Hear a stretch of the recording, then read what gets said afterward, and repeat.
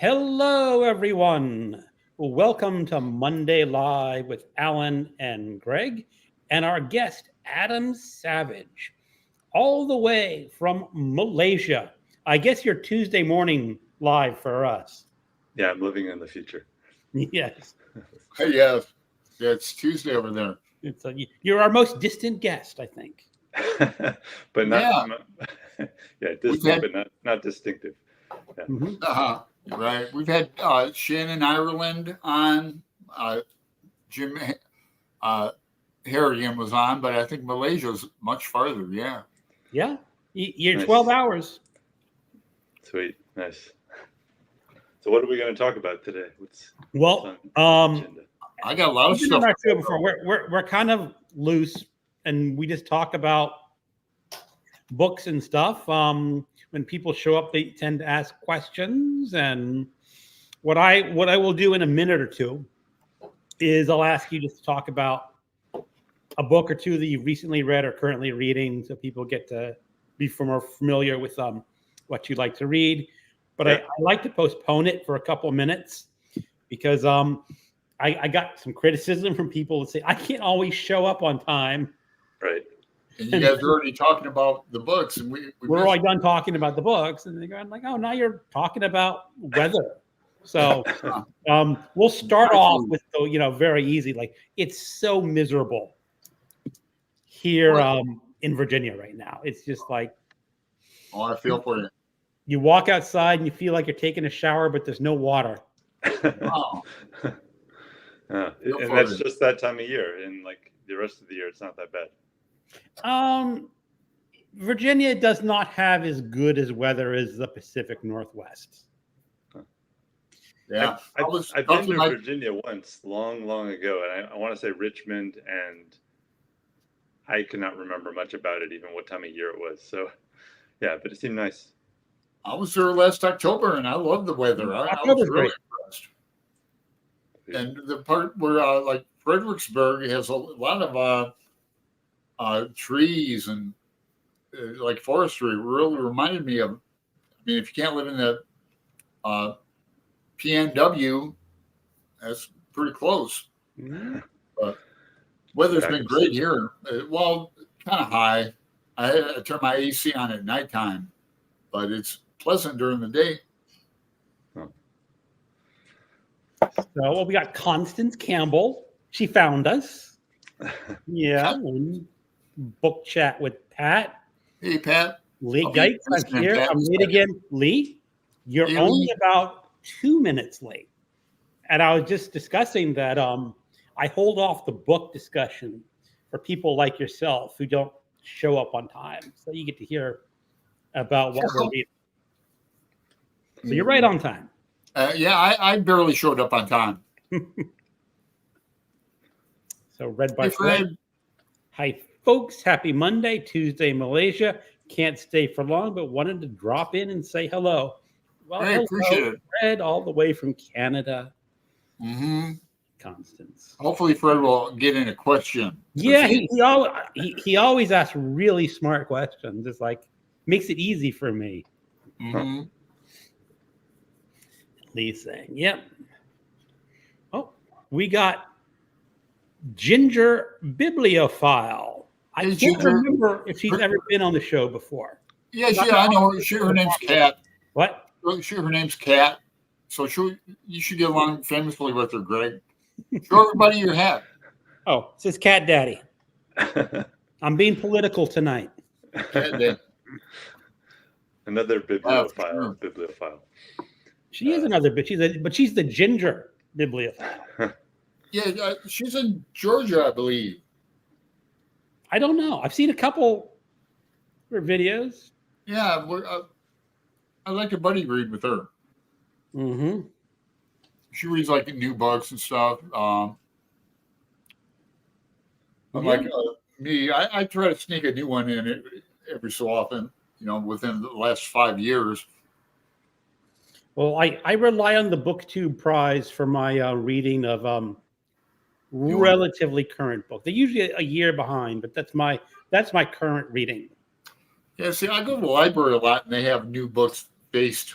So it's convenient there too. Hey, Justin. Hey, Justin and Ginger is saying LOL. My hat, I presume. Okay.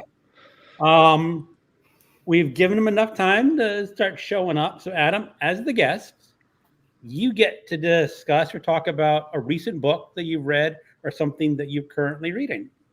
Okay. Yeah. Let's see. I recommended to Alan at one point recently and a graphic novel that I liked a lot, which was I don't know if there's any. Oh, I don't know if I can type in the chat. You can type in the chat. Well, this goes straight to YouTube if I type in. It'll go. Unless you put it as private chat, it'll go to everyone can see it who's looking at the chat room. Yeah, I'll the author's name. It's a graphic novel, so there's an artist and an author. But I'll put the link to the Goodreads. Great. It's called Medea, and I didn't really know the story of Medea, which was like it's a famous Greek. That's a famous Greek. There's a famous Greek. Is it Aeschylus that did Medea, or is that Sophocles that did Medea? Actually, it's Euripides. Euripides, okay. The most famous one. Yeah, one of them. I haven't read like a lot of those Greek playwrights. I know that Aeschylus, Sophocles, and Euripides are like the big ones, and Euripides is like the comedy one, or is that? I think that's Aristophanes. Yeah, he wrote the birds and he wrote the he had the one lampooning Socrates. Right. Yeah. So I actually hadn't read that, and I didn't know anything about Medea, which is great because if you do know anything, there's a big spoiler. So I won't say it. But, So I just thought it was a really well done graphic novel and really like dense. It was like 300 pages, and some books 300-page graphic novel. Yeah, some books you can fly through, but this is not like that. This is a book. Put that in the chat. I'm curious. Yeah, did you put it in the private chat? It's in the private. I think you put it in the private chat to me. Oh. So let me try it. Hold on. Yeah. I can. We've got skills. Copy, comment, and paste. That is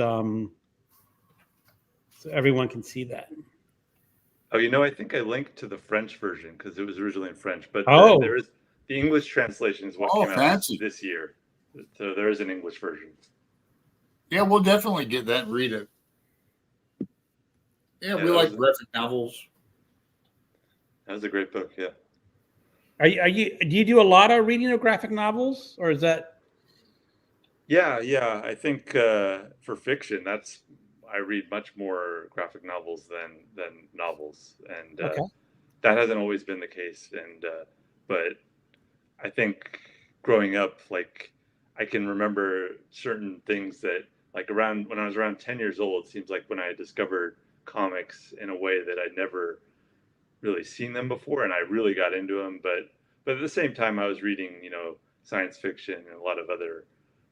I remember reading the first Sherlock Holmes novel, and that was like one of the first novels that I really read, and like I was like, wow, this is like what a novel could be, and like how the scope of it. And I didn't understand it all, but I still I was like in the 6th grade, but like I still admired it enough to like want to know more about it and understand that form. So cool. Yeah, we did a Sherlock Holmes thing. Greg started it. I did not know. I did not start it. I was started it, Mark. Mark was part of it. Jim. I forgot who's the actual start. I think Mark was the start. But it was like my initiation to Sherlock Holmes, and I found in a neighborhood free library the volume 2 of his stories.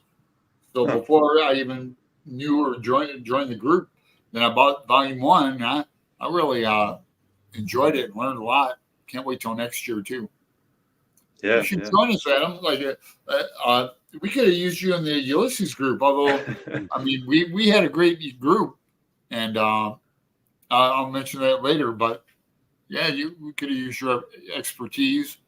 I've watched a lot of those videos. Actually, I just watched the one where you guys talked about kind of advice on Ulysses, the shorter video, like 13 minutes. That Yeah, guys did. it helps people how to read the book, not giving you anything in depth. Yeah. But this It's is funny good. How many did we do? 3 of them, Alan? Pardon me? We did about 3 of those episodes. It was like 3 or 4. I'd have to check my it's like 3 hours of just people talking about Ulysses. So yeah, I'd like to get your opinion on the one I made about the big dot and I saw that. No, actually, I did see that one, Alan. And like, I know you prefer the Gabler edition. I kind of like I think it's the Random House edition that does have the dot. But I'm asking. I wanted to ask you, Greg, though, because this was, I think you said, your second time reading Ulysses. Well, it's kind of my second time. I did listen to the audiobook version only in the 90s. And really, it does not work very well strictly as an audiobook. Huh. And this time around, I had the same audiobook, but I had the text in front of me. And I think, as I said in the thing, I think it's a really good combination for that book. Mm-hmm. We actually did 4 lives and then did another announcement. But I have a big playlist on it for like Ulysses 2024. I want to put it in like my old Ulysses thing is like when you go to my page, that's first you see. I don't know how to change it around. I think you got to do it on a laptop. Probably so. Yeah, can't do it on a phone. Anyway, it's a thorny book, and I applaud you though for making it through. I know Alan's read it multiple times, but yeah, I know like it's. I saw also that you're doing Proust next year, and Proust, next year we're taking a whole year to do Proust. I'm just going to read the first one. Yeah, that's all I can handle. It. We'll see. Alan, when we talked, but like I read through In Search of Lost Time a long time ago, and in a very short amount of time, I think I took about a month. I read about 100 pages a day, and I just plowed through it. And I'm curious to see what you think of it, because I actually am not a big fan of Proust. I admire some things about like the way he like kind of like when you read Faulkner, like the way he really flows in the words, but the overall like plot and the characters. I think I'm a big character guy, so and I don't find the characters in Proust that good. Well, yeah, I've read the Proust twice. I read the first volume twice. Okay. Again, I read just the audiobook when I was commuting back and forth. And again, that's probably not the best book for strictly audio. And then about 6 years ago, I was on an internet group, more closer to 10, where I read the first volume and pardon me, about a third of the second volume. And my brain just burned out. There's so much going. I mean, and it's different from what like Ulysses is, because I think Proust is at least the same thing going through the whole book. Is not all these wild variations of style, but it's all this in the head of these characters. And what I did not like is the main character and his love is his mama. Oh, you know, mama's boy. Definitely a mama's boy. Nancy boy, like they call him in Malaysia, right? I saw a poster here in Portland, in my neighborhood, called the Nancy Boys. It was like some band or something it was a pride thing, but that was the name of the band. Okay. Yeah, so I applaud you for at least attempting it. I'm curious. My French isn't really good enough to read it like at this point, but I mean, I wonder if like if translation's part of the thing that I I don't know, but I don't see myself going through Proust again at some point. Well, don't. I mean, it's a 3,000-page novel, and right. Every recommendation or most of the recommendations I got on Proust were to say read it slowly. The one he's really famous. His name's going to pop up to my mind. He's British. Went to Oxford. He says read 10 pages a day, and then reread it. Oh, Wow. and then Well- take notes every day. Take notes of what. And I try to take notes when I've been trying. I'm not very good at taking notes about what I read, but I'm gonna have to try to get better because it's already August and it's got to yeah, get ready. gotta make like a little journal, Greg. I have a little journal. I was trying it, and it's just You know what? Oh, but Do it'd be you like write an in your books like accomplishment. Alan does? I know Alan's a big writer in books. I used to journal like every day years ago, and like just as a diary. In that, I carried a book around with me. I was in a little group that was across the street, like a breakfast group. We got free breakfast and all that, so that kind of motivated me. But yeah, that was years ago, and a couple apartments ago. okay. So, Adam, is that every kind of book you want to highlight, or is there some others you want to talk about? I mean, this morning I've been reading this very long nonfiction book. And again, I mentioned it to Alan. How do I type in the chat? Yeah, it says I'm in the comments, but Just go down to post a comment. No, okay. On my right side, you'll see that it says comments, banners, brand, and private chat. Click just the comments. Yeah, I see join the chat, but I think I have to connect my YouTube.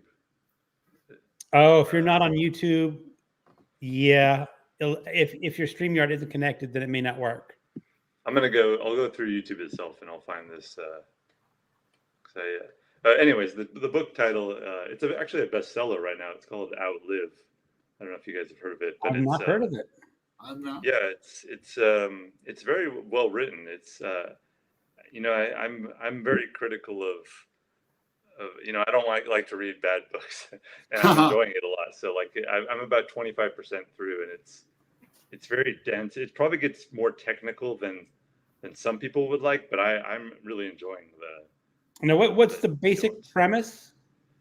He's a doctor basically describing the state of longevity, like what you can do to live as long as possible, and he describes it as, instead of trying to like live long and like slowly deteriorate, his goal is to like live long and then just like crash as quickly as possible. Oh, and geez. like die as quickly as possible without as little pain and as little long-term suffering as possible. So he's still kind of like breaking down all the research and stuff, but at this point there's not like a clear-cut plan that I can recommend people do, but I'm enjoying it a lot. Get one, let me know. Right? When was it published? Yeah, either this year or last year, I can't remember which, but it's great, brand new. Yeah. Okay, so I'm trying That's to find. interesting. I need to do more exercise, at least walking. Quitting smoking would be a good idea. Yeah. On and off on my wife. Okay, I found the chat, so I think I can actually link to it. Yeah, but anyways, that's probably the nonfiction book. I have a few other nonfiction books open that I'm reading, but that one is probably the one I would recommend the most. It's called Outlive: The Science and Art of Longevity. That's it, yeah. All right. What other ones? Because Justin Triumphal Reads is nonfiction. I'm reading this book called Other Minds, which is about octopi, octopuses. Oh, octopuses. Yeah, that's interesting, but I'm not. It has parts I like a lot, and then it has other parts that I'm not as interested in. So I wouldn't recommend that as much, but I am enjoying it to a degree. I've seen videos on YouTube about octopuses and how intelligent they are, and they go through mazes and figure out tasks, and they're really enlightening. They're incredible. I mean, I've read that one, Other Minds, and I've read one other book about the octopuses. The name of the other book is written by Cy Montgomery. Okay. I can't remember the two, but in one of those two books, one of the authors was mentioning that the octopus has actually a very short lifespan. It's like 5 years, 5 years. Oh. And this author made an hypothesis saying if the octopus lived 60 years, 70 years, he was convinced, or she was convinced, that they would develop full sentient intelligence. Oh. that they're that smart. Huh. Yeah, it's I'm not a a scientist or anything like that, but Right. I'm just enjoying it. Does get a little technical too, but yeah, it's enjoyable. It's Mm-hmm. uh, Oh yeah, we got some comments in here. Let's get the Ginger. Definitely a new premise for the book. Live long and die quickly. Justin was mentioned. Yeah, we talked about Sold the Octopus book a few weeks ago. He was our guest. Yeah, great guest. And read by Fred. Sold the Octopus was written by Cy. That's the title of the one I couldn't remember. All right. Hey, Gareth. Hey, Gareth. Yeah, I bought some biscuits actually, and I ate them all over the weekend. I had I had some coconut ones and some just like other cookies, but see how I am? When you say biscuits, are you using like the British term for like cookies or No. I wish I could. They don't have the English kind where I live. I'm sure they do somewhere, but not convenient. Not a dollar store. that Gareth has a live show that he does with Dave and Olive, and I think one of their regular features are people are supposed to bring cookies or biscuits. The show bring a lot of different varieties. It's pretty impressive. To show people that not let them actually eat it. Like, don't you wish you could have this? Yeah. Cool. Huh. My biscuits are like what do you call those glass when you put it on a table for your glass? I think I know the word you're looking for, but I can't think of it either. God. The thing that spins around on the table? No, it's just it will keep so you don't make a mark on your table. Oh, like a coaster. Yeah, those are the kind of biscuits I eat. The little cookies that you break your teeth on. I wanted to ask you guys, do you have any upcoming books that you're really excited about? I'm going to get to that. Okay. Mike's section. You know, if you're done with your talking about your books, we'll let Alan go on to what he's been reading. Well, first, I want to shout out to Pat at Book Chat with Pat. She sent me this. Now, a few people read it in the Ulysses 6 in our group, but it's a brand new 2022 reference book, and by Patrick Hastings, whom I believe Pat knew, right? From the Bread Loaf. They went to the same university. Yeah. And they just she emailed him or something. Hey, and they just connect and they start talking about in the background. She'd have to tell you more.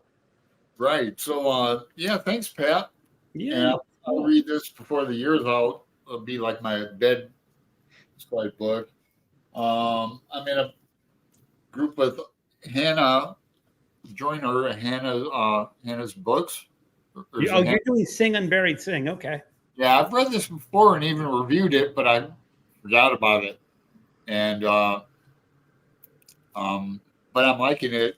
It takes place in Mississippi, and like As I Lay Dying, every chapter is told from point of view of a character.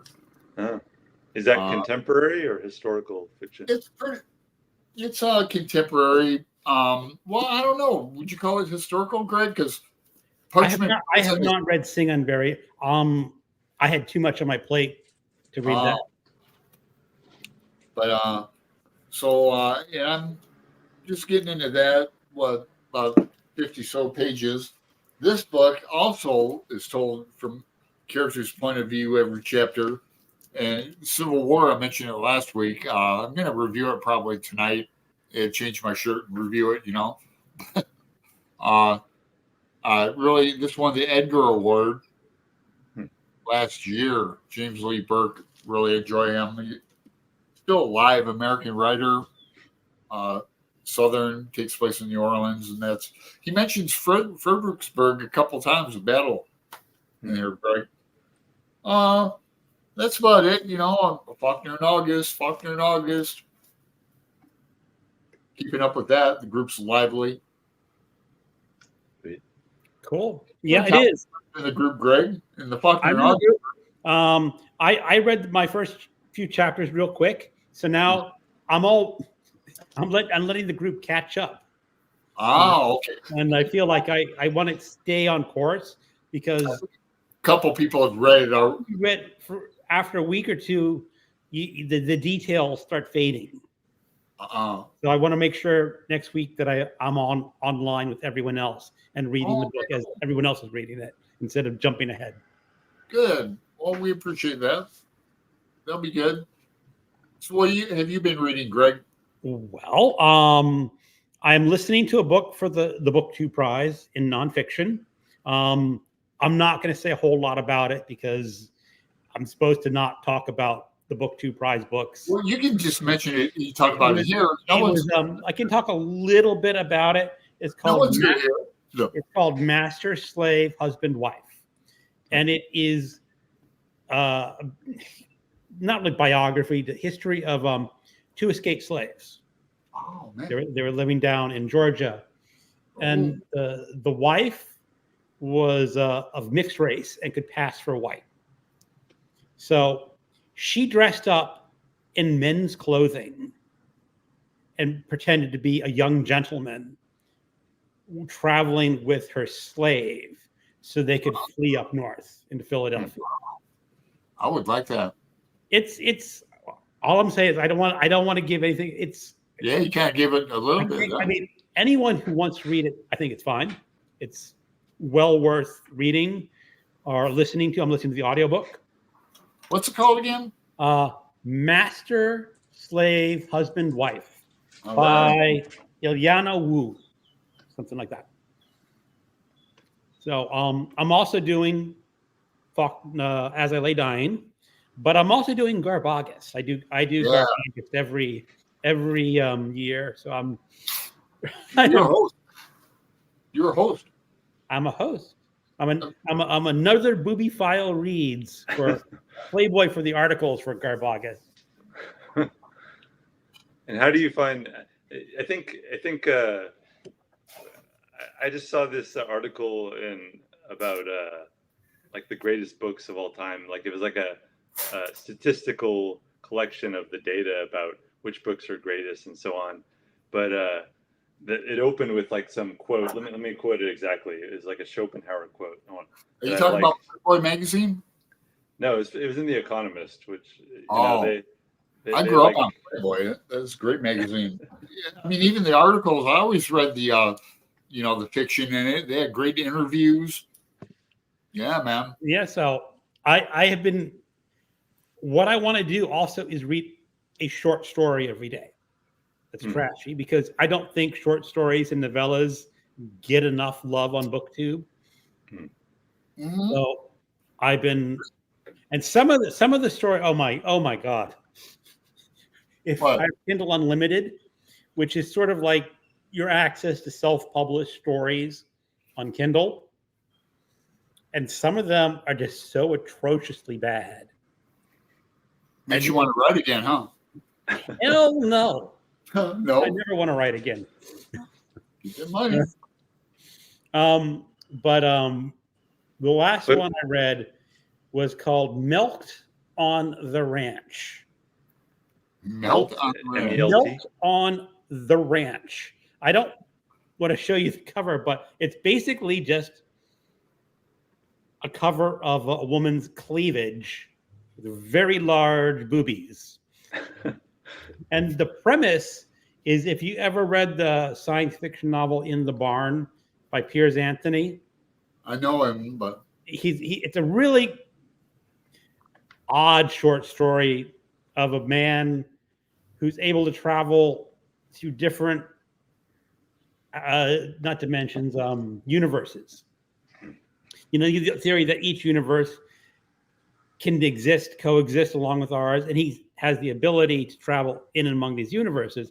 And the original story was one where there were no dairy cows. So in that original science is that they used human women as dairy cows. Oh my God. What? And so this story was sort of totally ripping off the original one. But he just threw out the science fiction element, and just had women be dairy cows and having lots of sex. And my problem is when you read an erotic short story, they're supposed to be kind of sexy and sort of erotic. Yeah.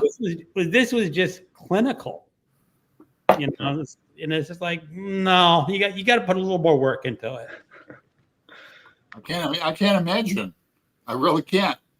Oh, wait, I didn't share the quote that I wanted to share with you. Share the quote. So it begins, a precondition for reading good books is not reading bad ones, for life is short. That's Schopenhauer said that. So I applaud you for reading garbage. Well, no, the one thing is that sometimes the bad books are much more entertaining than the good ones. Like when I was reading Ulysses, it often felt like a chore to read Ulysses. Yeah, because it's hard work. And one of the, I mean, I'll show that this is this book that I read. This book requires no effort whatsoever, but it was highly entertaining, much more entertaining than anything James Joyce ever wrote. But I've been threatening to read this book for like a year. Alan's got to read it. The Secret Sex Life of Angels, a combination of the Da Vinci Code and the Kama Sutra, but it has no pictures. But that's if I get, that'll be my Garbagas book. I wanted to read Jackie Collins' Chances. I can't seem to get it from the library. That seems like a book I could read. Like I'm sure you can pick up a different Jackie Collins book, and it'll be just about as good. One up at Powell's, you know. Didn't have any, huh?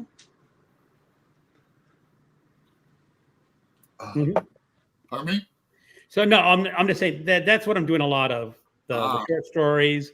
I'm also reading the Garbology anthology.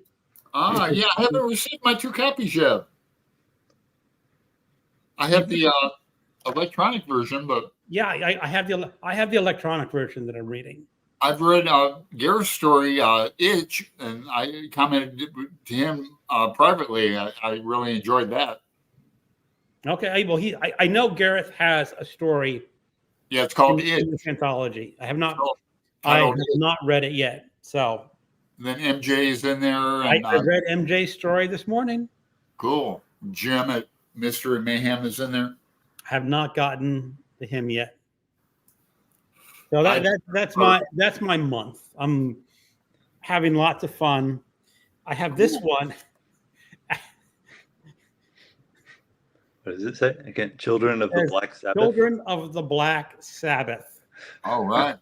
This is actually someone said it may not be as trashy as I think it's supposed to be because it won or came close to winning a major French literature prize. Oh, that's no fun. But this is the back of the book. Children of the Black Sabbath is an evil, unsettling book setting the horrors of demonic possession against the punctilious ritual of the Sisters of Precious Blood in Quebec City. I mean, I don't know how this could be serious. I just do not know. But someone who had read it said it's a little more serious than I think it's going to be. But who knows? But again, when you say Alan, like you don't want to waste your time on bad books. And like this story I read about the milk in the ranch, that wasn't even entertaining bad. It was just plain downright bad and not competently written. Wasn't even titillating. It wasn't even titillating. And there's like 8 stories in this series. Oh, geez. So obviously this guy has this thing about milking women, and I'm going like, you know, some things I don't want to know about. And he's very clinical, huh? Yeah, and as I said, I'm not going to be picking up more of his books. Yeah, it's not working for you. I'm a big No, it's fan not. of jumping ship as soon as possible. Well, the thing is, it was 30 pages, so Hmm. you're not really committed on the short story, which is Right. sort of why I like trying a lot of different types of short stories just to see what's out there. Hmm. Especially when I have the Kindle Unlimited, because these are essentially self-published short stories. There's no editor Yeah, so going in it's and clearly there's no editor. In some sense, that's good because you get stuff that would never get published, but in other ways, it can be like atrocious. it is, and it should be a discussion for the Garbagas people. When is something not? When is something good bad, which would be this book here, and when is something just bad? Yeah. Right. Well, that's when is something obscene? What makes it obscene? And I can't define it, but I know it when I see it. I know it when I read it. Okay.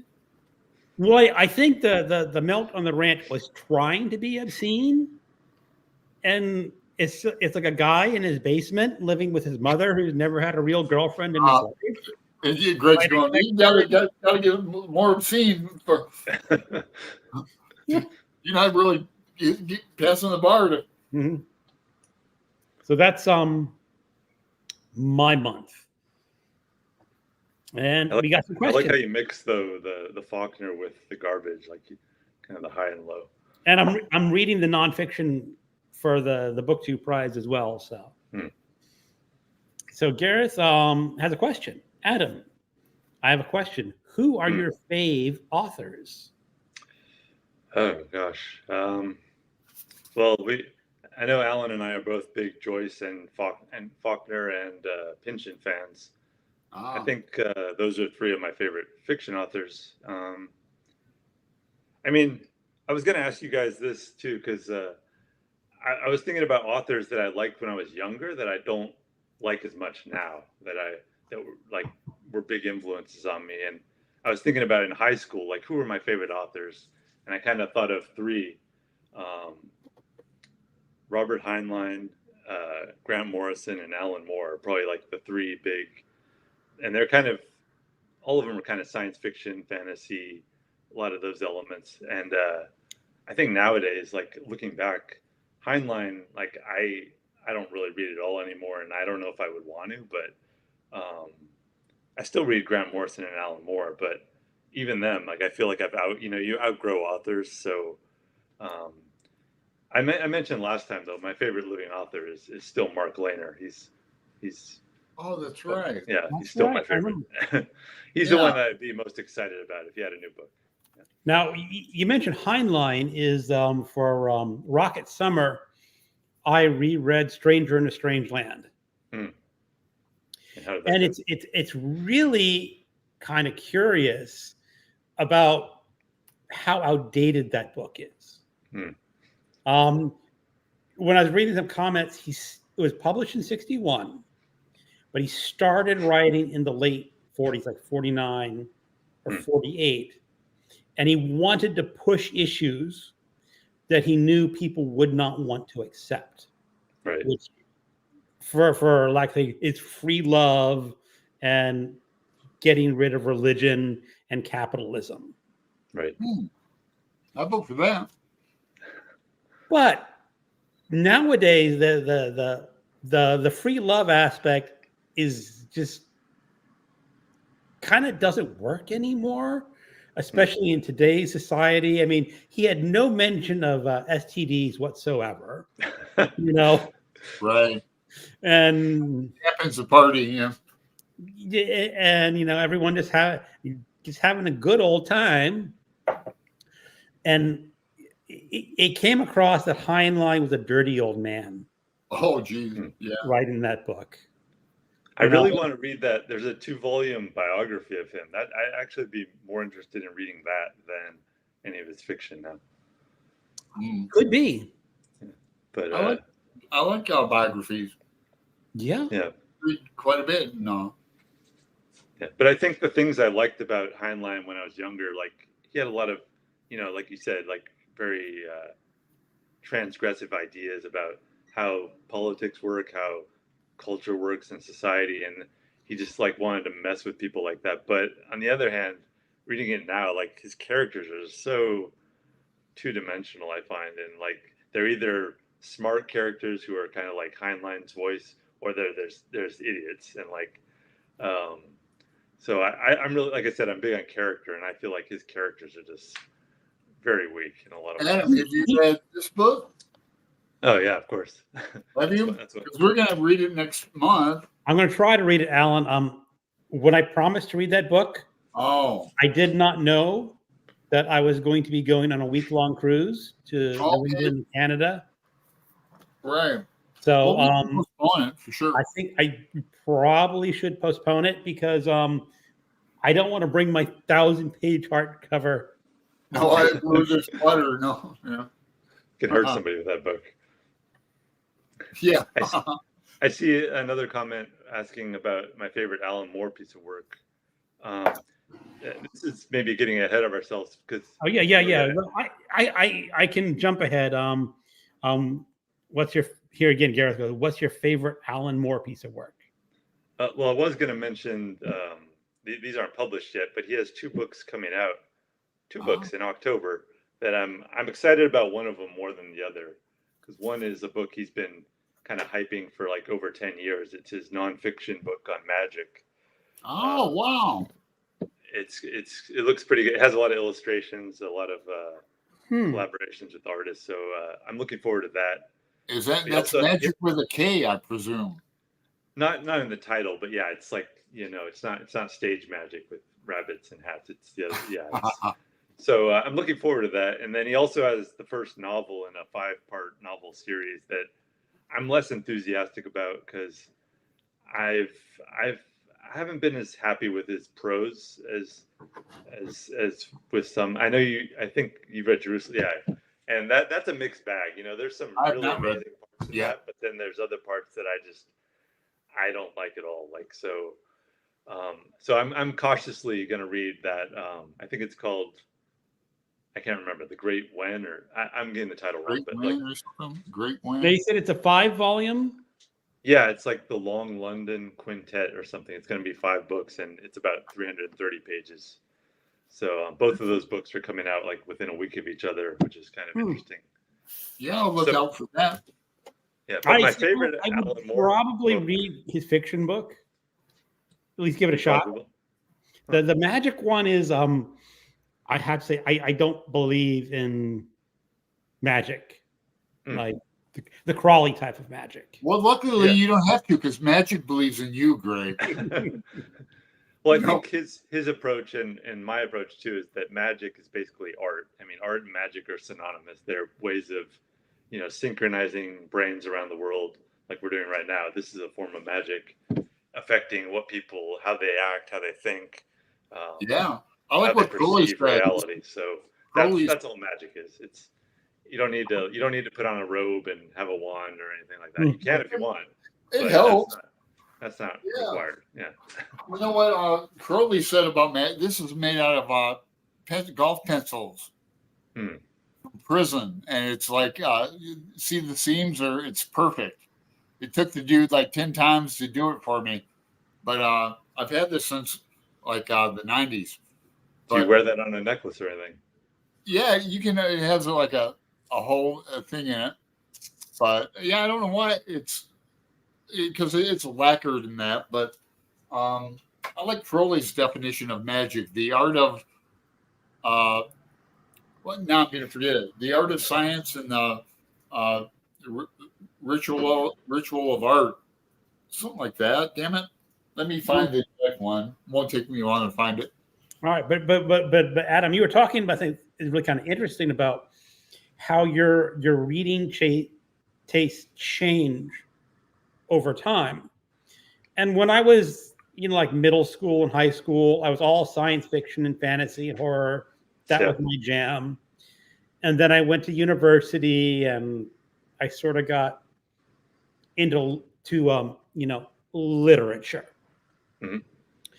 But I have found now that I'm approaching 60 that I'm less tolerant of literature, Hmm. especially contemporary literature, the mainstream stuff that's being published nowadays. I'm going like, no, yeah, you just don't get it. You're off in some other dimension writing about subjects that I don't care about anymore. Hmm. So I've discovered that about myself, is that I guess it's sort of like a curve. You start off here, you hit the letter, and then I'm slowly going away from it. Hmm. But is there any specific author though that like I used to love this author and now like I don't even want to go near their works? When I was in high school, I loved the fantasy stories of Michael Moorcock, with like Elric of Melniboné, and I really loved them. And then when I was like late 40s, I tried to reread them, and I just said nah. Yeah. But then 10 years later, I picked up the audiobook versions, Hmm. and I really started getting into them again. Huh. So it's the format you like that format better. The audio. Yeah. I do really like the audiobook format. I mean, I know some people can't stand it or have trouble concentrating, but I find it like it helps you get into a book that you would not otherwise be able to get into. Yeah, I could see that. Yeah, I'm using audio for Faulkner and this as well. I go back and forth. Like I'm so dyslexic or whatever. I'll have the Olympics on muted, and then this like on the table with the audio going in my earball. You know, when I'm doing dishes. You're a multitasker, Alan. Sometimes, unless I'm meditating, that's like in the morning. It's like about 20 minutes where I do nothing. But let's try to catch up on some comments here. Behind. We always sort of ignore our people in the chat. Here's Pat. I didn't know him. I was at Bread Loaf about 25 years ago before Patrick Hastings was there, but I wrote him after he read the book with Ulysses, and we discovered we had some teachers in common. Okay, that's how she connected with him. Yeah. So thanks again, Pat. So Ginger, my home state being all kinds of trouble with that book, it sounds like. Now, I believe you're in Georgia, correct? And what book? Sing a Buried Sin is Mississippi, and so is Faulkner. It might be. I mean, if she's down in Georgia, a lot of don't get mad at me. A lot of those southern states are just going nutsy Fagin on trying to ban everything. Yeah. It's Florida's ridiculous. Mississippi's always been ridiculous, though, and Alabama too. But and some of it, I've been going through this project to read 25 banned books or 24 banned books in 24. And the one I read last year was actually an Alan Moore book. It was The Killing Joke, or Batman, The Killing Joke. I remember that. Yeah. And I read that, and I'm going like, this is not even nearly worthy of a ban. I mean, some books I can see why you kind of want to ban it, but I'm going like, right. It just baffles me. Now, some of them on the bans. Another one that kind of it was Persepolis by it's a woman out of Iran. Yeah, I can't remember her name. It's Marjan Satrapi, something. But I know. The reason it's banned is because it was empowering to women. Women taking control of their lives and making decisions for themselves. Right. And that's why. And it's like that really sort of gets me angry when people are banning books for that reason. Yeah, I should say. It is. Now, I'm going to do a video maybe this month about a book that probably is justifiably banned. And that is The Anarchist Cookbook. Which I read it, but yeah, if you ever work in a bookstore, and I know you have, Greg, you're bound to sell it, because at least the ones I worked in, because with anything that's publishable, should be available. I agree, but no, the one reason is at least in the earlier editions, it told you how to build bombs, Mm-hmm. and the funny thing is, it told you the wrong way to build a bomb. Thanks. So if you try to build a bomb according to the book, you're going to blow yourself up. Phew. Yeah. I could see the argument for banning that book. I don't think it should be, but I can at least see the argument for it. Oh, Gareth agrees. Agree about stories not getting enough love. I'm sorry, I talked over you. I'm just reading Gareth. He totally agrees about short stories not getting enough love. Indeed. Ollie always maintains that Garbagis is about particular criteria and not about judgment of quality. That's important. Mm-hmm. Aleister Crowley's definition of magic, by the way, is the science of art and art of causing change to occur the science and art of causing change to occur in conformity with the will. Okay. Call me Crowley, for I am holy. To call me Crowley is to treat me foully. All right. So Ginger, yes, Christopher Moore has warnings about language and sex before some of his books, and he is one of my favorites. I've read a couple of. He's funny. I think he's a humorous writer. Yeah, I've not read anything by him. I've read like a ghost story one time. I seem to remember the people were dead in it or something. It was. I like it. So Garrett says, "Don't read Itch with a sharp implement in your hand." Oh yeah, exactly. Okay. I'll get to it eventually this month. His story will turn you right off heroin too. Although heroin's not mentioned in it, but go ahead, Greg. No. You getting folks in trouble, Gareth? Huh?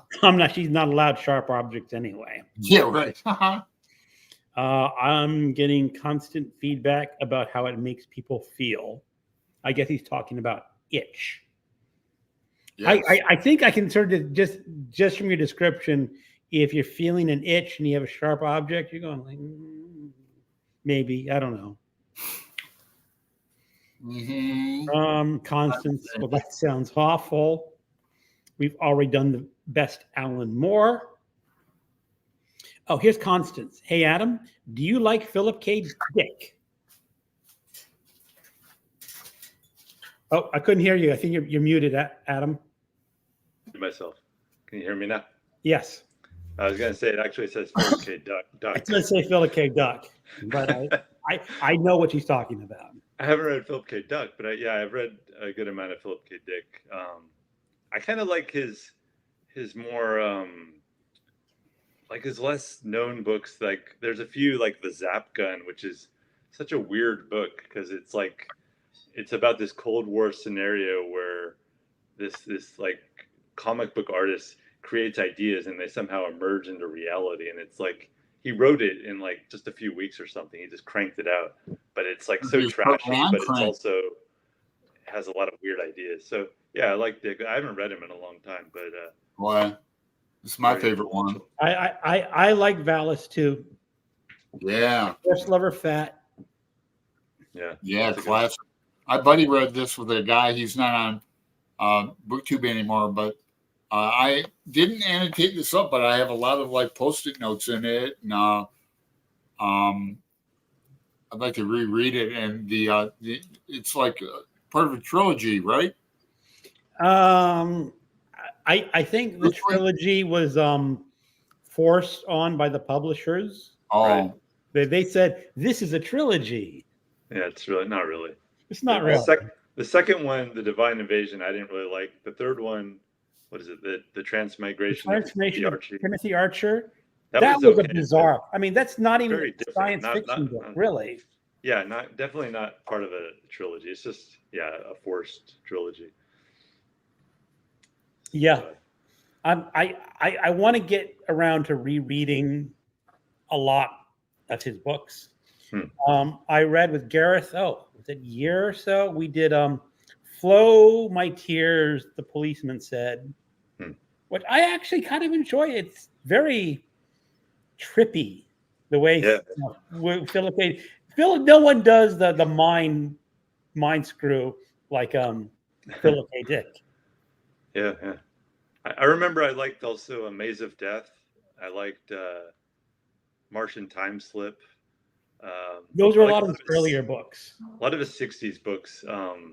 He wrote at one point he wrote like in 1 year an enormous amount, like 6 novels in 1 year or something ridiculous. He's just like cranking them out. Yeah, well, yeah, he was known to use amphetamine back when, amphetamine was quote unquote good. Down in other drugs as well, living in California and that. Yeah.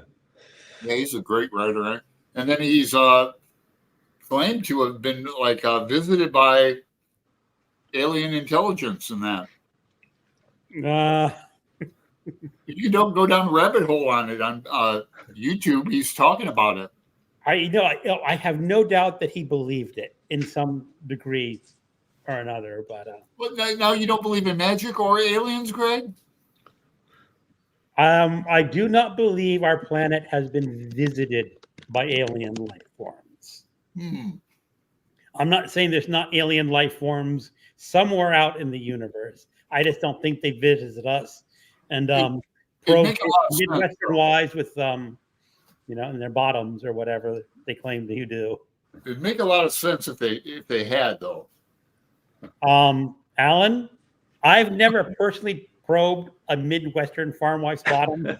I don't want to try it. Yeah, it sounds painful. I know. I hear you. Okay. So, Ginger, I grew up in Georgia, moved west, and slowly heading back now. Yeah, I spent over a year and year and a half one time, and then went back to Moultrie, Georgia, 20 miles north of Tallahassee. The people are fine, and the food is excellent. Don't like their politics at all. When COVID hit, I came back to Portland immediately. They had curfews and all kinds of weird stuff. They just don't get me started. But I love the people. I like my time there. So Gareth is going. Persepolis is wonderful. I think. Yeah. Thank you, Gareth. Hey, Kaju. Hey, Kaju. People saying Flow My Tears was great. Martian Time Slip too. I love how compassionate he is with the characters in his book. Duck, that's his. Okay, Duck. We have to refer to him as that from now on. Well.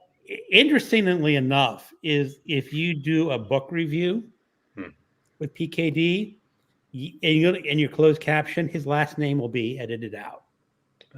Oh, because that's funny. Get on that algorithm. The algorithm says that you're not making sure you're not saying naughty words, even though you're not saying a naughty word. You have to say Philip K. Penis, and then it'll look good for fine. Just say PKD. So, Ginger, being a major Mythbusters fan, I have to ask, did you have any interesting experiences or comments due to sharing your name with one of the hosts when the show was big, Adam? Yeah, people regularly bring that up. Like if I was like making an appointment or something, and people haven't met me yet, they're like, "Are you the guy on Mythbusters?" Or I kind of, that's kind of the reason I recently changed my channel name from Adam Savage to Adam Abroad, because it was difficult for people to find my channel because they would search for Adam Savage. I can contest. When I was doing the write-up, I know he has a channel. I just put it Adam Savage, and I go, wrong Adam Savage. So I changed it to Adam Abroad, but yeah, overall, I've he's not super famous. He's not like my name's Mel Gibson or my name's like that. It's not that famous, but it's He's like a little niche. He's famous in his niche. Yeah. So people who know him. It's an okay name. I'm okay with it. I can live with it. Christopher, have you read any of PKD's friend Tim Powers books? Powers said PKD was one of the original trolls in his interviews. I have not read Tim Powers. I think I have read a Tim Powers book. Did he write a fantasy book about magic beer? Someone wrote a fantasy book about magic beer, magic ale, and I read it, and I just was like, you would think it'd be fun, magic beer, but it wasn't fun. Tim Power. I'll have to look that up too. I'm making a lot of notes tonight. Gareth, he doesn't get nearly enough love. He has a weird sense of humor that it just works for me. You Suck and Secondhand Souls are my favorites. That is more.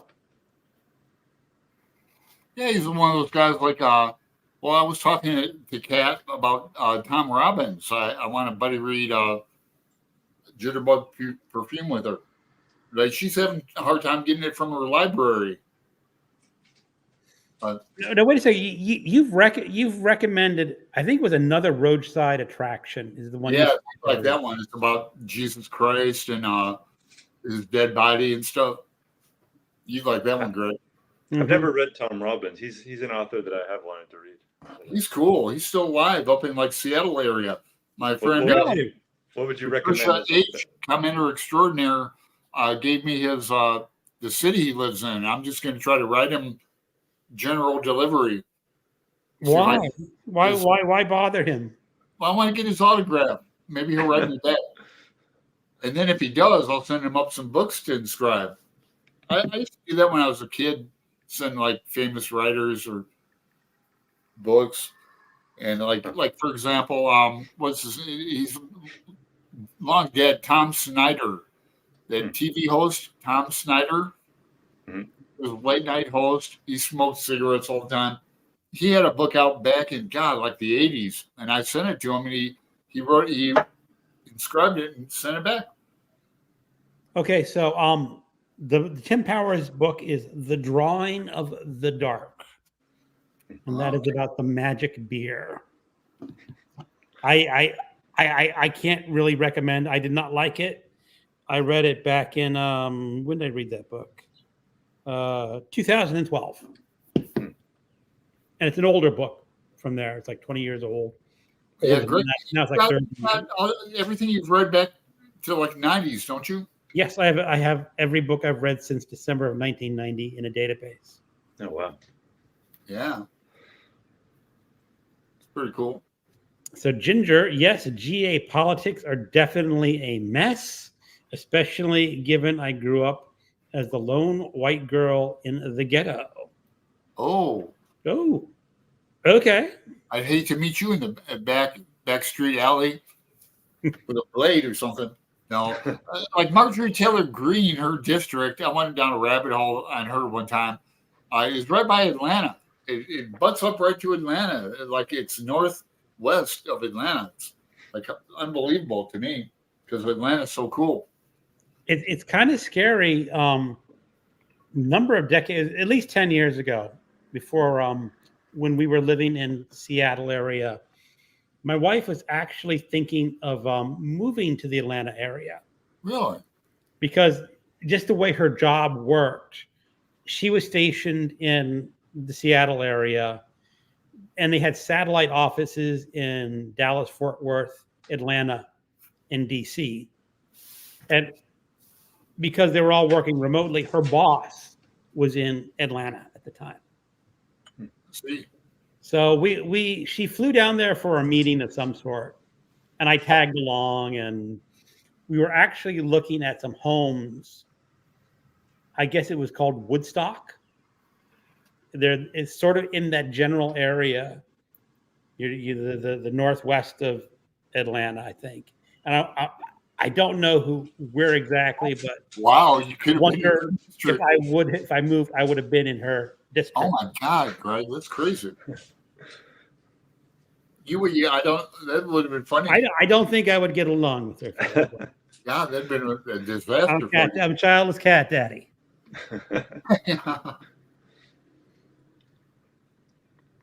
Magic beer sounds great, actually. Sounds quite delicious. Could There's be. some mead. Mm-hmm. It's honey. The mead makes some mead. Yeah, mead is not really beer. It's mead. That mead is a shite. Mead is actually very tasty. Yeah. Yeah, that reminds me of those Renaissance festivals, Renaissance fairs. I haven't been to one since Phoenix, Arizona. They had their own little setup that was like year round. All the castles and stuff. Really fun. Cool. Yeah, I enjoyed that. I'm not, besides having a big ass turkey leg once in a while. Me and Christopher, you ever go? Where's the nearest Renaissance festival around Portland? You'll answer that. All right. So Christopher is saying, I don't remember a Powers book with magic beer. That's the Drawing of the Dark I already mentioned. The Annabis Gates, I want to read that one. And Last Call, I don't know anything about that one. Annabis? Yeah. Anubis is one of the Egyptian gods of the afterworld. Is it Anubis or Anubis? Yeah, Anubis is probably the correct pronunciation. Right, Anubis. That's why I was going Anubis. Yeah, I'm flubbing my vowels. And yes, honey wine in the old Porsche cartoons, they drink it. So hello, Jess Book TV girl. Hey, Jess. I think she mentioned. I think she was here earlier, and I overlooked your comment. Sorry about that. We've sort of been mentioning what we've been reading early on. But do you have any books planned for later this month or later this year that you'd want to talk about? There's a book coming out that I'm really excited about. I didn't mention that I think it comes out in either September or October. I don't know if I'm sure you guys have heard of the book, at least Sapiens, but that guy, Yuval Noah Harari, I know the author. I actually read Sapiens too. Yeah, he has a new book coming out called Nexus, which is about information networks. So maybe it's a bit nerdy, but I've really been getting into computer science and math again lately. So I'm really looking forward to that. He's a very clear, good writer, I feel like. So yeah, that's probably, and the Alan Moore books I'm looking forward to. How about you guys? I have nothing new being published that I'm looking forward to. Yeah, I'm behind. I'm waiting for that Percival Everett James from the library. That's semi-new. I'm going to be this one, the National Book Award in 2023, or Booker Award, I mean. Oh, yeah. Yeah, Prophet Song. I'm going to buddy read that with Will Chambers in October. That's relatively new book, but you're talking about ones coming out. Yeah. Forthcoming books. Yeah, I'm not on the cutting edge of that, unfortunately. No, neither am I. I get a lot of my book recommendations. I read magazines a lot, and especially science magazines, and so like New Scientist, The Economist, American Scientist, Scientific American. They always have got a lot of good book reviews. Yeah. Well, in your spare time, I mean, you're always like studying languages too. Yeah, I don't read a lot, I guess. I mean, I read, but like I said, I always want to make sure I'm using my time well. But if anyone wants free magazines, here's where I get my magazines from. Top freemagazines.top. Great website. What was it? Freemagazines. What? .top. It's just like a TOB. magazine. TOP. Okay. Yeah. Yeah, the Libby app has enough free magazines for me. They have all kinds. Yeah, they're going to be the very popular magazines. Oh, right.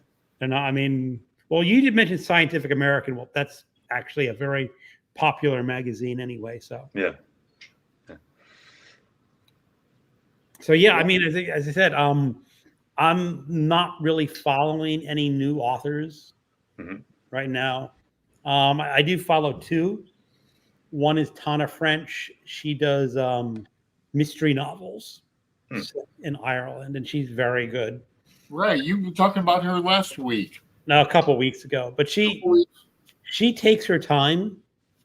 It's like it takes her 2 to 3 years to write a book. So you just have to be patient with her. And another author I like is William T. Vollmann, which Adam, I don't know if you ever heard of him. If you like Pynchon, you probably heard of him. I've heard of him, but I haven't read him. No. Oh, you haven't? I'm surprised that you haven't. Yeah, his books tend to be very intimidating. Yeah, I've only read like Horse for Gloria, that real skinny one. Right, that's when he wrote that in his 20s. So he's very good. What's that? Fathers and Sons?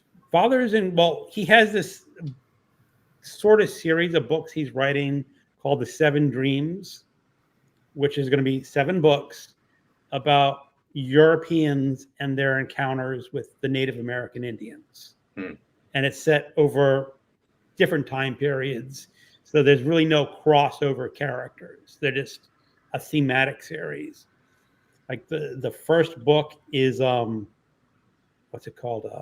The Ice Shirt, that talks about the Vikings.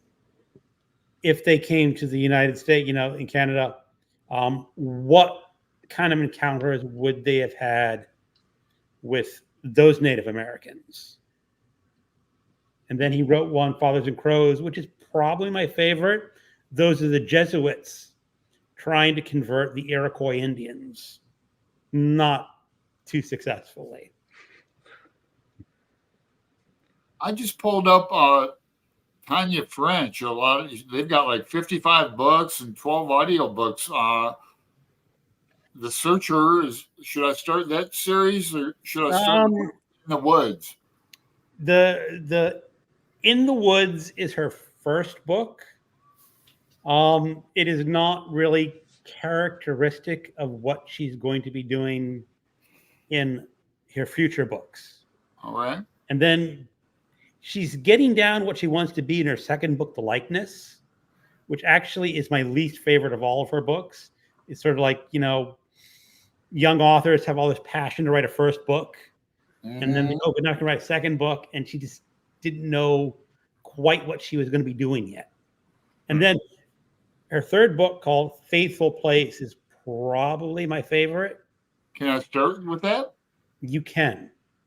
Oh, okay. I shall. Get it right now. And what's really good about it, it's a murder mystery. But what she does really well is setting up the characters, because the main character, the narrator, is actually in charge of the undercover drug squad for Dublin. Sending out undercover, and he learns that his girlfriend, when he was a teenager, who he was going to run off to England with, had dumped him on the night before they're going to run away. He says, I'll just become a police officer instead.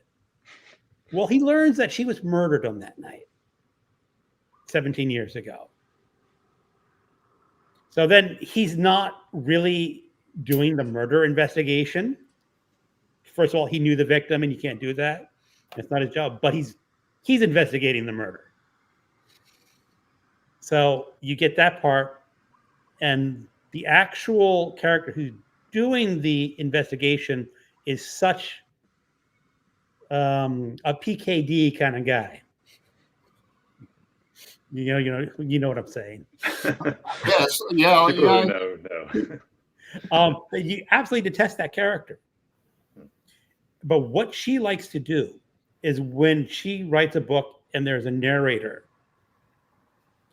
that a secondary character is going to narrate the next book. And that other character sort of drops off. So you don't get a consistent narrator in any of her books. And the second one was this other character, and you're wondering how she's ever going to pull it off because that character was so dislikable in the third book. But she does pull it off. She doesn't necessarily remove any of the characteristics that made him dislikable, but she gives it a different perspective. That's high praise indeed. You've talked a lot about her. I did. Can't wait to read her. All right. And so there is Christopher. There's a Renaissance festival kind of near Clackamas. My kiddo got me I don't know. Well, Like okay. a musical instrument, right? what? I don't know if that's something to eat or if it's like a torch or I don't know. an ornament. O'Connor. No, it's like a musical instrument. Is it Ocarina of Time, that Zelda game? Oh, Okay. cool. Well, we'll have to go to that, Christopher.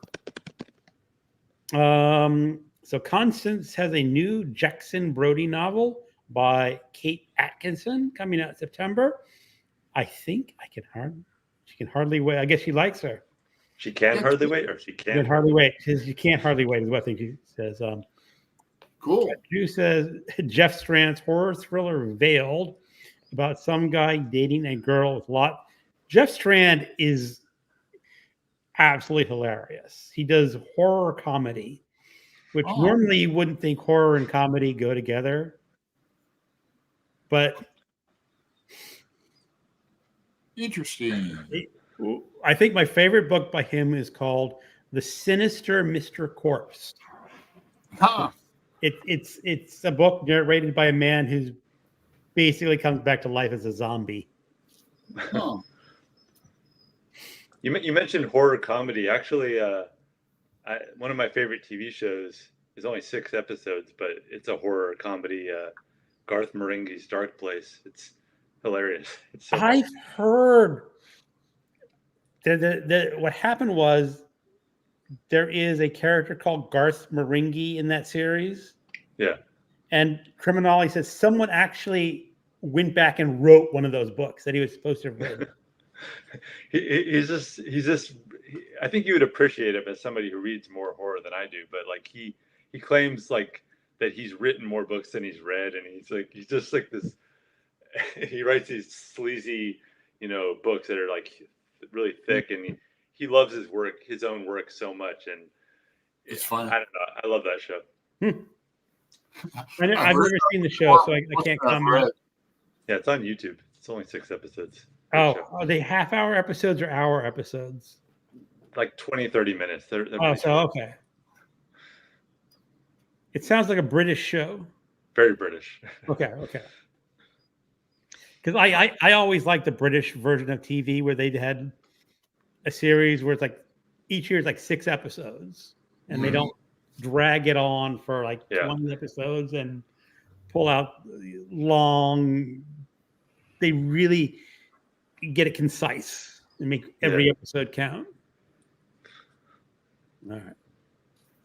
So we got a lot of other comments. Lori, I don't think we've seen Lori here before.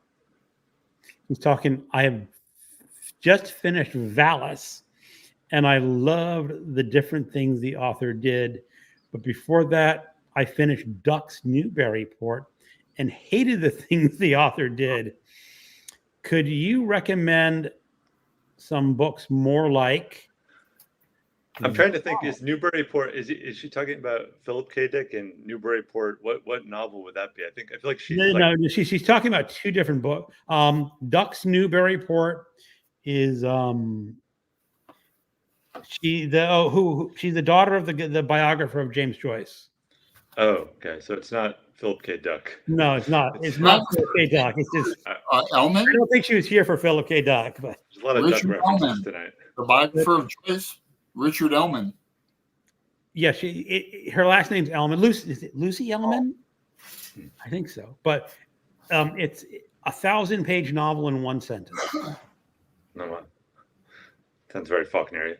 Yeah, well, there are some technical breaks where she talks about a panther. I kind of like Ducks Newburyport, but I can totally understand people who just can't get into this, because it's basically, like Joyce, stream of consciousness, just your mind, what's going on in this day. So you want something more like Valis. There was a nonfiction. What? Go ahead, Adam.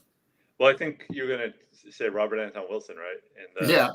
There was a book published a few years ago by Eric Davis called let me get the title right.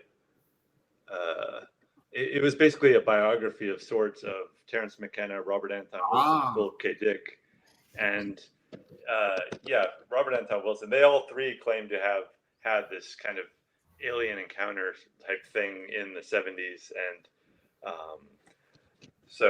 I think Robert Anton Wilson, if you like Philip K. Dick, he takes it in a very different direction. Oh, the book though is called High Weirdness.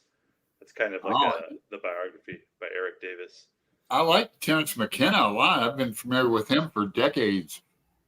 His novel True Hallucinations, one of my favorite novels. Yeah, he's a big plant. What was one of your favorite novels? I didn't catch it. Oh, True Hallucinations. True Hallucinations. Yeah. By McKenna? It's basically the style that he uses in that is almost like 19th century. It's so literary, but it's like it's really good. Like, he's a great writer. I think he's one of the great writers, poets of our time. But I like him. That he died so young. Yeah, for sure. His brother, Chris, is still alive, and Dennis McKenna. Yeah. So I have a book that I'm going to throw out there. It's sort of like on the mind-altering area of Valis. What would you think of having Lori read Fear and Loathing in Las Vegas by Hunter S. Thompson? Sure. Nonfiction. No, the thing is, people have said it's nonfiction, and some people say it's fiction. And maybe Hunter S. Thompson sort of really was very confused when he wrote that book. Well, I'm a big Hunter S. Thompson fan from way back, in the gonzo journalism. It's like I quoted Hunter S. Thompson the other day on Facebook, where I just said, I heard it was a rumor. Of course, I started the rumor, but that's directly Hunter. But I remember when he died, committed suicide, and that. I read Rolling Stone magazine a lot. Yeah, I'm trying to think other psychedelic books along the lines of Valis. Tom Robbins, then. I don't know if it's psychedelic, but I think Cat's Cradle by Vonnegut, it has kind of a Dick element of like creating like something that seems like fiction, but it's also something that you can kind of bring into our world in a way. But they're very different styles. Yeah, very. I'm trying to think the drug fueled sort of madness of Valis is what I was trying to compare to the Fear and Loathing in Las Vegas. Yeah. And I don't read a whole lot of that kind of work, so I don't have a whole lot of suggestions. Carlos Castaneda as well. Randy Ray and I are threatening to read or reread for me his books like Journey to Ixtlan, and I think I have that out here. Yeah, I just happen to have it right here. I've got a playlist of Carlos Castaneda on my channel. There's controversy about him, whether it's fiction, nonfiction. I like to believe it's nonfiction. So Kaju, he's actually a guest author on our Goodreads group. I think she's talking about Jeff Strand. Oh, he's so nice. Ginger, I've got an adventure thriller by James Rollins coming tomorrow that I pre-ordered months ago.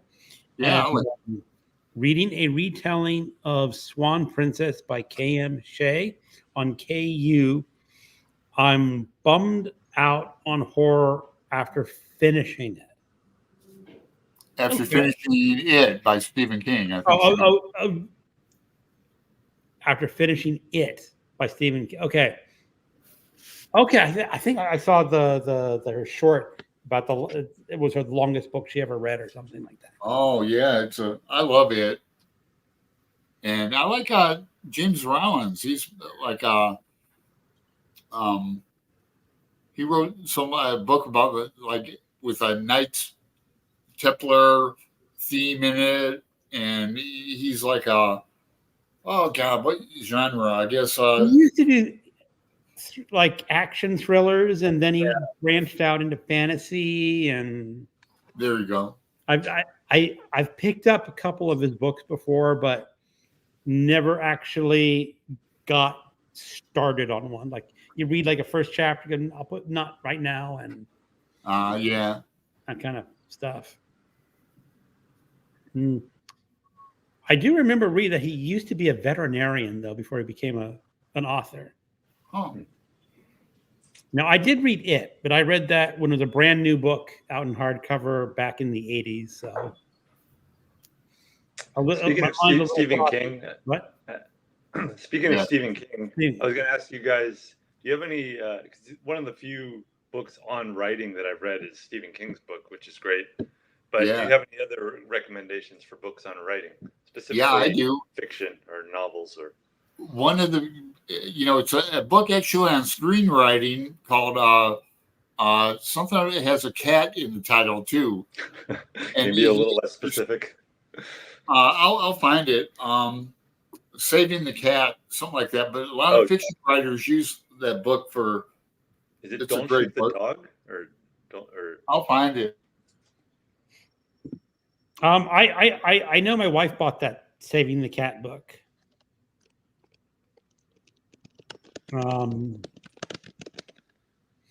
Ginger, I love that book. Rollins is one of my favorite.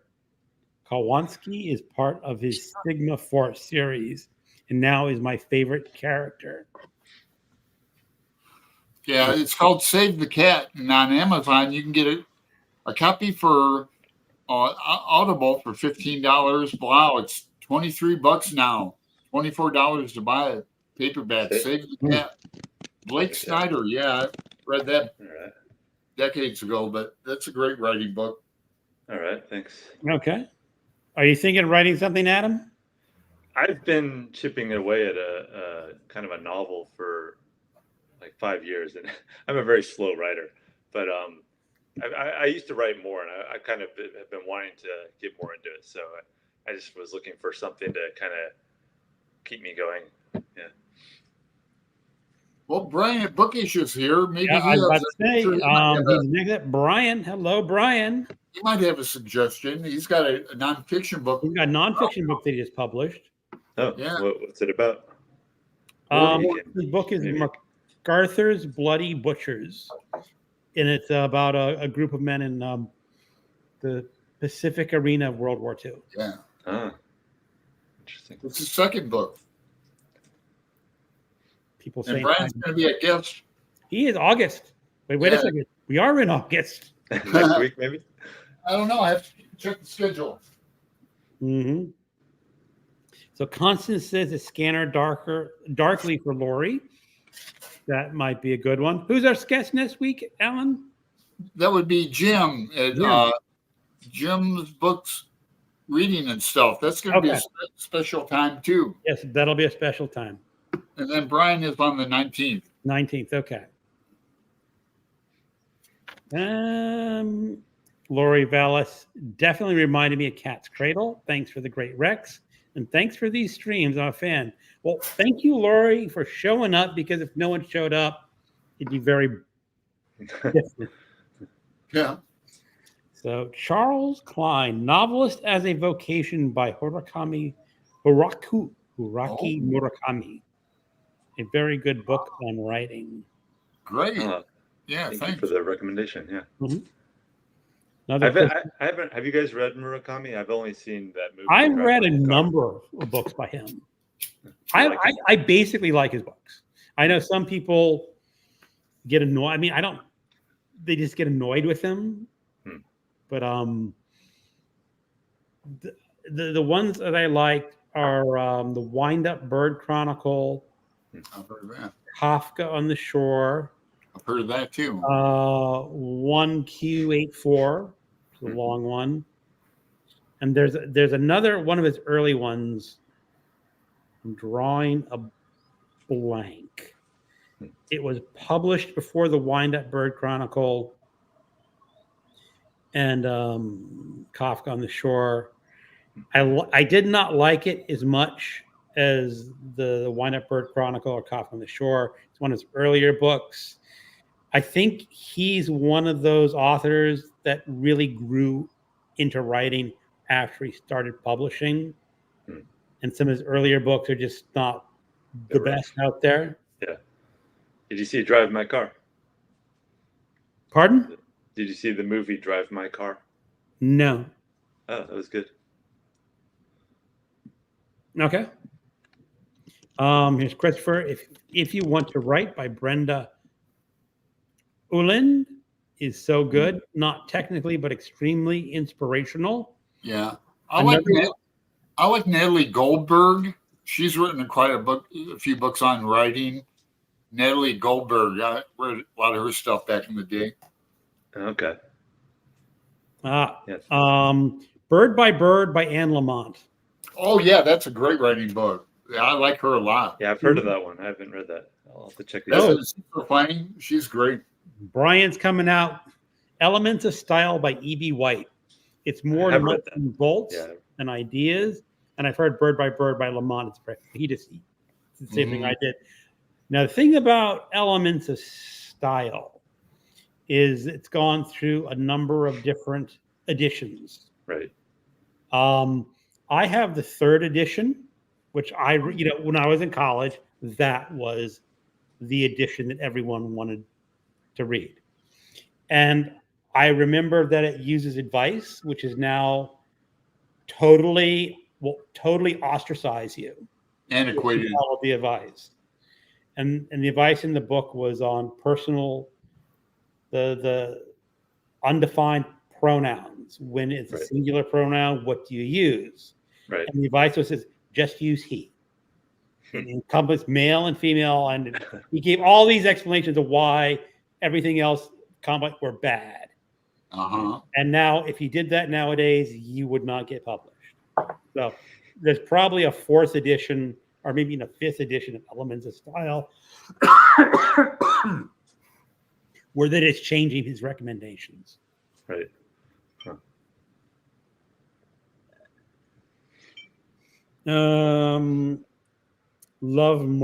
Love most Murakami. I read Hard Boiled Wonderland at the End of the World.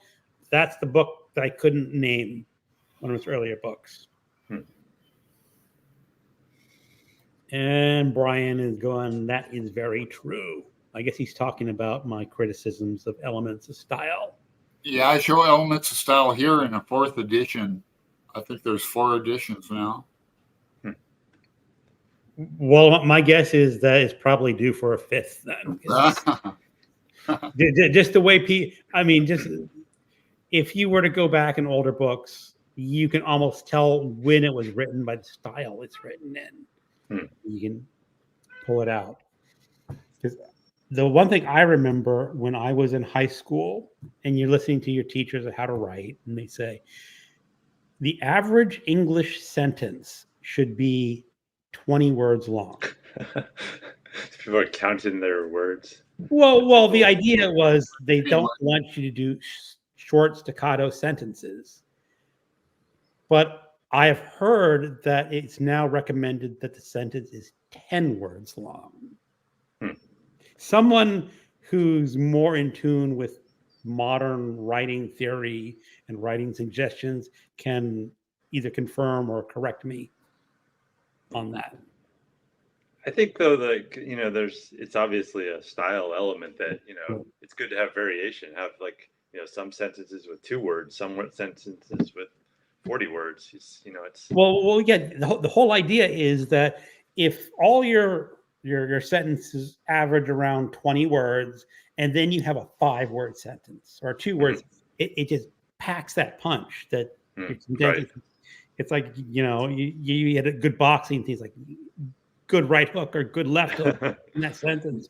But if everything's really short, you're actually not utilizing the language, the full palette, the full range of English. Yeah.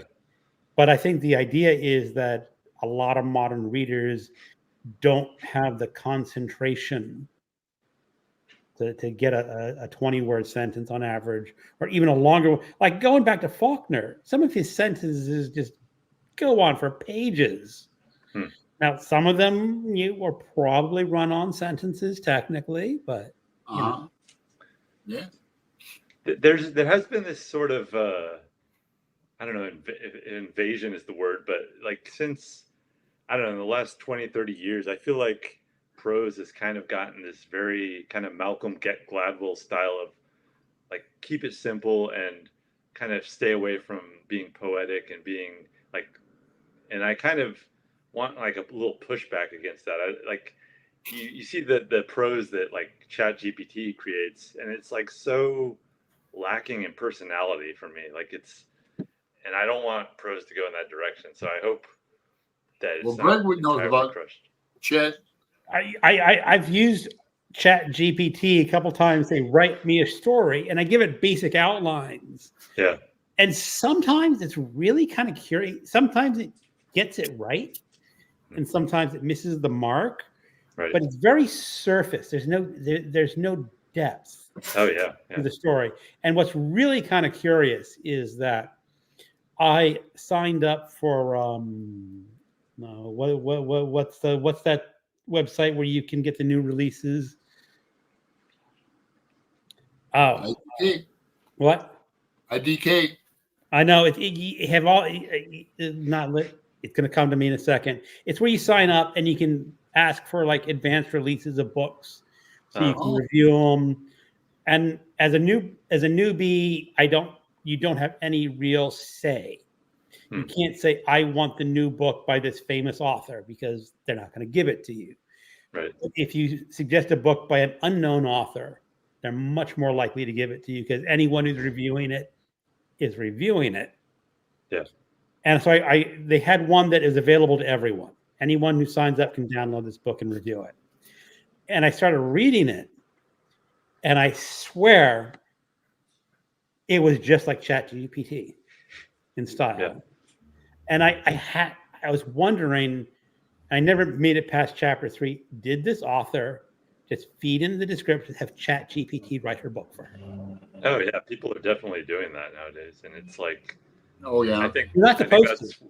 That's why you gotta. That's maybe this will be like the reemergence of style, because as people realize that this is just this bland generic thing that the only way that they can escape it is to have a little more style. Like I had ChatGPT write a sonnet in the style. I asked it to write it in the style of Shakespeare, and it kind of did some kind of poetic things, but it, compared to Shakespeare's sonnets, there's like no depth, like you were saying. It's just so surface. It's also, now some of the stories I did are almost good. It's just like it's getting to the point where AI may be able to imitate real authors eventually. They're not quite there yet. Yeah, but maybe 5 or 10 years. Who knows? 5 or 10 years. I mean, honestly, if you have a novel idea, you spit out the character names and it'll write the whole book for you in like 3 minutes, something like that. But I don't want it to write in like Faulkner style. I want it to write in a new style that nobody has ever had, that is really good. Like when it can do that, or make music, not in the style of Mozart or Bach, but like in a style that nobody has ever heard, that's when I'll be impressed. Like when it's just imitating, it's like, But the thing is, if an AI were to write music, would it write it for other AIs to appreciate it? And you're going like, I don't understand any of that music whatsoever. Right. Yeah. AIs may have totally different tastes than humans. Like how much of our taste is based on our physiology. Mm-hmm. And honestly, I mean, if they ever became intelligent, they wouldn't be nothing like us because they process so fast that it's like, why are you this slow? Mm-hmm. But who knows? We'll be slugs to them. Exactly. Yeah, they'd be looking at us like the Beatles in the backyard, going like, kind of interesting, sort of sometimes, but they're just. But sometimes they'll want to fry us with a magnifying glass. Yeah, hope Beatles in the backyard. I like that. So Gareth, short sentences work well for a fast-paced scene. Can be a technique for changing the rhythm. But if everything's a short sentence, it becomes monotonous. Long sentences can kill comedic timing too. Brian Sanderson's audiobooks prologues are 3 hours long. Wow. Yeah, I've never read him, but I've heard good things about him. I tried reading one of his famous fantasy novels, saying, okay, let's try to read a fantasy novel. And something in that first chapter just pushed the wrong button in my brain. Huh. And I think I mentioned it before. I don't like characters that fly.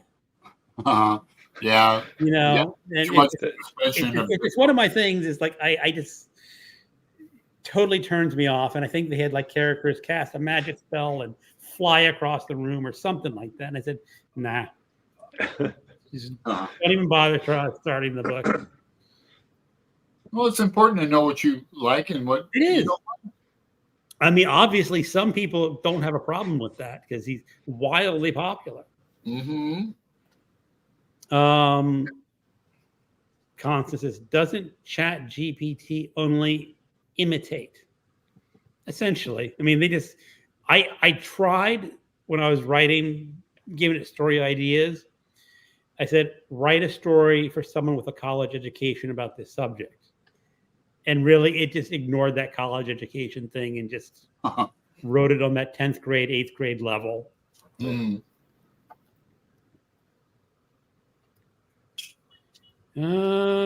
Christopher, there was some study where two AIs were talking to each other, invented a shared language that was hard to understand. Now that is a new style. Yeah, I wonder what Samuel Beckett would make of it. I wonder what kind of prompt he would put in. And you know something? Maybe I'll do that. Write a monologue about something in the style of Samuel Beckett for a play and see what a ChatGPT comes out with. Interesting. I don't know if you saw it, Adam, but I did read some of these short stories that AI wrote. No. And again, it's like the most curious thing that it did is when I was typing out one of the ideas, I got tired of typing out the story idea and I just stopped in the middle and hit generate, and it created an end to the story for me. No. Completely out of the blue. It's like it was smart enough to understand that I had given a beginning and a middle, but not an end. And the algorithm says stories need an end. This has no end, so let's just make this the end. Right. I've never messed around with it, but I'm tempted to.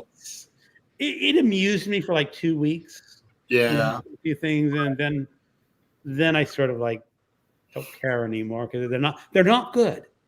Yeah, at this point they're not great. They're just like, training wheels to, if you're stuck on a plot point and like you need some very tangent to go off on that you wouldn't have thought of, like, oh, maybe that'll, but you still got to do the hard work of actually writing and putting it together. You know what I'm kind of curious about for AI is what MJ did. I don't know if she's still doing it, but she has like a companion. I get like a